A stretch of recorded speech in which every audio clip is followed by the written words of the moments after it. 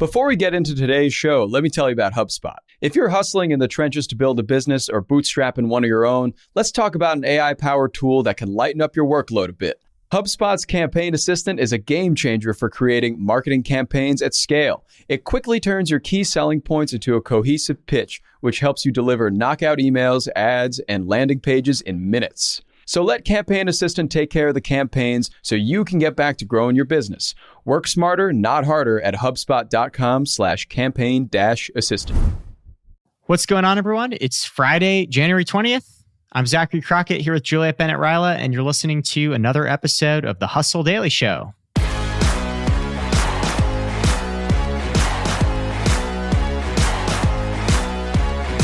Today, we're going to be talking about something that's riding off into the sunset. And it's not a cowboy.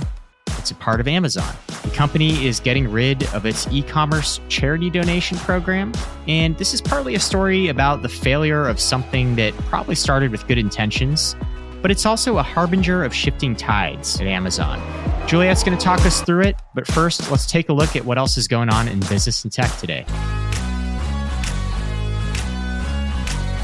Netflix's Q4 earnings are in. The streaming platform added 7.66 million new subscribers in Q4, blowing past its estimate of 4.5 million.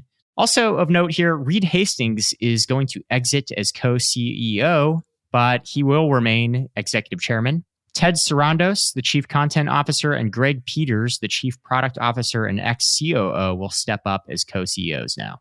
Per CB Insights, fintech venture funding dropped 46% year over year in 2022 to $75.2 billion. A couple good pieces of news in there, though. Deal volume, that's the actual number of deals, only fell 8%. And this is kind of cool to see. Deal volume in Africa actually went up 25%. Campbell Soup is consolidating its snack business, shuttering operations at its North Carolina and Connecticut plants, and adding 330 jobs and $50 million in investments to its New Jersey HQ. Campbell is obviously best known for its soup, but it's been doubling down on snacking in recent years, including a $5 billion acquisition of Snyder's Lance back in 2018. An important update for all you policy wonks out there, the U.S. Department of State is changing its typefaces from Times New Roman to the more accessible sans serif Calibri. That's going to make it a whole lot easier to make it through the U.S. bilateral relations fact sheet and other bangers of documents they have on their website. And lastly, Kim Kardashian paid $197,000 at auction for the Atala Cross. That's an amethyst and diamond pendant that was worn by Princess Diana, and it's 4 times the median salary in the United States. Speaking of people who earn your salary in a single day, let's talk about Jeff Bezos' baby Amazon. It's in the news again, and it's probably not the best reason, unfortunately. What's the TLDR here, Juliet? The TLDR is Amazon Smile is over. By February 20th, they're going to shut it down if you've never used it. It's a little program where you as a shopper can choose a charity for 0.5%, so not a lot, of your purchases to go to. That is assuming that you remember to use the URL, which I unfortunately never do. Okay, so you buy something for $100, that's 50 cents that goes to charity. Yeah, so not a lot. Okay. I remember when I first heard about it, a friend that had a podcasting network said like, hey, you can support my art. And I remember doing it and thinking that it was going to happen every time and then realizing that like I had to do something every time. It was complicated, is what I'm saying. Sure. So that seems like kind of a good thing for Amazon to do, good press. Why are they sunsetting it? Yeah, it's a little confusing. I mean, we know that Amazon is tightening spending under CEO Andy Jassy. It has been for a long time. It's in the middle of laying off 18,000 people, some of whom received notification by email, no meetings earlier this week. Bummer. So they've also been shutting down like various products. There was that Glow, that like kids video device. So we're in a major cost cutting situation over there. So Amazon says that it's donated over $449 million to over 1 million charities worldwide since it launched the program in 2013. But that the program was spread too thin, that's a direct quote, and failed to have the desired impact. So in 2022, charities received an average of less than $230, according to what a spokesperson told NPR. But for a small organization, it was actually working. So I looked on Twitter. There were a couple organizations I found that were like, hey, it actually made a big difference for us. There was the Squirrelwood Equine Sanctuary tweeted that it had received $9,300 and that it made a huge difference. If you go to their Twitter, they have a bunch of videos of farm animals running around having a happy little life. I heard that as squirrel sanctuary for a second. It's Squirrel Wood, which is, I guess, sanctuary. The place, which made me think there were going to be a bunch of squirrels. But then there were like cows and ducks. Sure. Okay. The Cat's Meow was another one, tweeted that the nearly $4,000 it had received covered expenses when donations fell short. And if you didn't think that that was meaningful, you should ask the rescue kitties what they thought. And I actually got my cat there. So I asked her, but her response was inconclusive. Okay. So these numbers are small, but if you're a small organization, a couple $1,000 here and there could make a world of difference for your charity. So the problem here is they raised a commendable amount of money from this program, but maybe just way too many charities in the program. For some of the larger charities, didn't really have the impact Amazon wanted it to have. Yeah, and I actually found an article that journalist Mark Gunther wrote in 2017 where he was pointing out, it's only 0.5%, so not very much money, and only when shoppers remember to use the URL. And then, so case in point, 2015, Amazon Smile Foundation donated $12.8 million.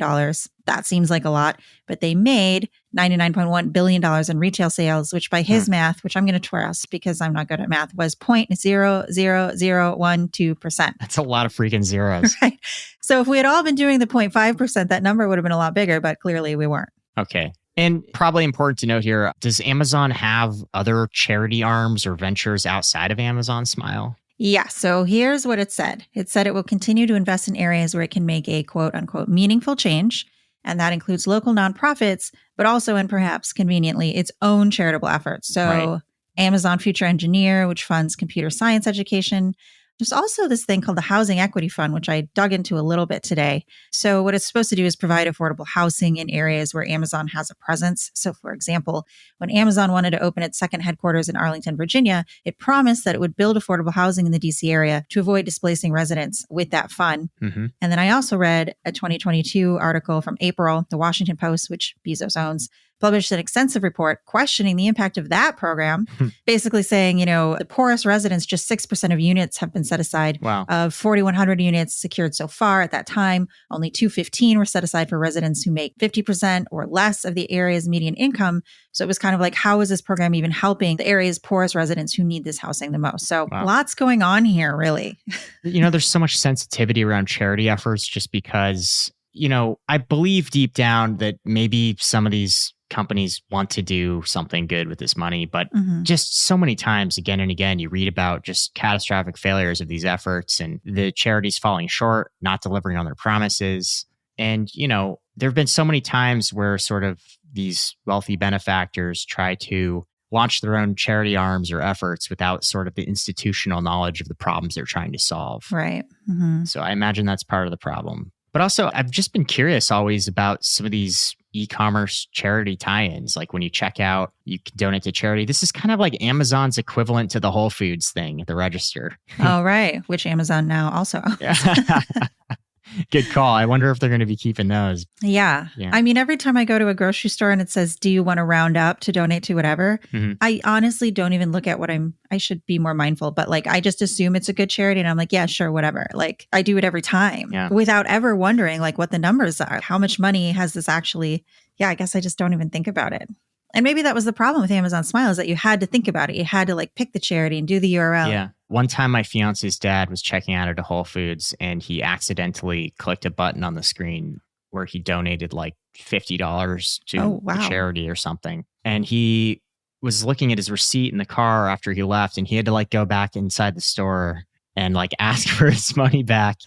And it's just the most humiliating thing to have to do, ask for your charity donation back. But those screens can be kind of snaky. Not everyone has the funds to pitch in all the time. So absolutely. That's why I like the round up one, because whatever the case is, I can almost always at this point in my life give the change, always. Yeah. Then again, I truly don't know the impact of these things. I mean, like I said, I thought I was giving to my friend's podcast network for 3 years, and I guess I wasn't. All right. Well, if you want to give to our podcast network, we accept charity in the form of you listening to our show. Yeah, that's it.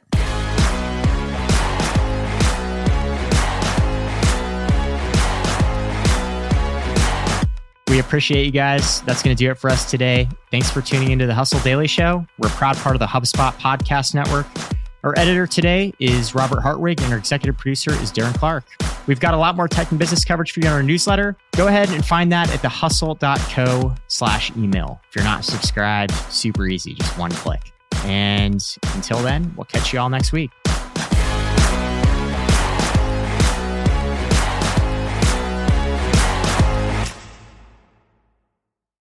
Hey guys, if you listen to the Hustle Daily Show on Google Podcasts, we want to let you know that the option will no longer be available pretty soon. Google is sunsetting its podcast app sometime in early 2024 in favor of YouTube Music, and we want to give you a heads up before it's too late, since that time's almost here. The Hustle Daily Show is available everywhere and anywhere that you listen to podcasts, like Apple Podcasts and Spotify. If you're using YouTube Music, we are there as well. If you're an Android fan, there are plenty of apps like Overcast, Pocket Casts, Player FM, and more. So just search for us wherever you decide to listen to your favorite podcasts.